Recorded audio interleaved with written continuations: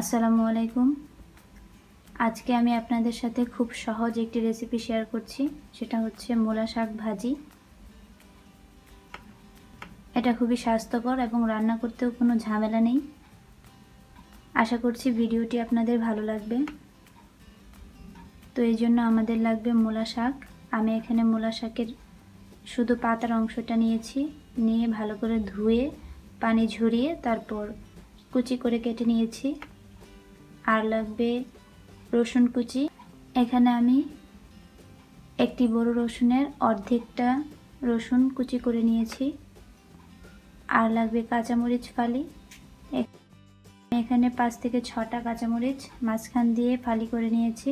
আর লাগবে পরিমাণ মতো লবণ ও ভাজার জন্য তেল। কড়াইয়ে তেল নিয়ে নিয়েছি। তেল গরম হলে দিয়ে দিচ্ছি রসুন কুচি আর কাঁচামরিচ ফালি। রসুনগুলোকে বাদামি কালার হওয়া পর্যন্ত ভেজে নেব। এতে মোটামুটি 1 থেকে 2 মিনিট সময় লাগবে। আমার রসুনগুলি বাদামি হয়ে গেছে। এবার আমার কেটে রাখা মূলা শাকগুলি দিয়ে দিচ্ছি।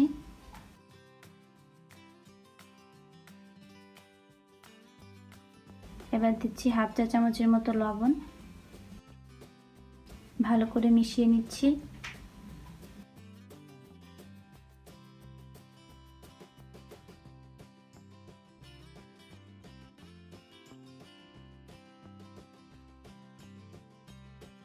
এবার ঢেকে দিচ্ছি যাতে শাকটা ভালো মতো সিদ্ধ হয়।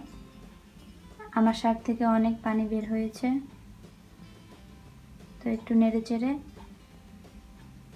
আবার ঢেকে দিচ্ছি। শাকটা সিদ্ধ হওয়ার পর ঢাকনাটা খুলে কিছুক্ষণ ভাজতে হবে।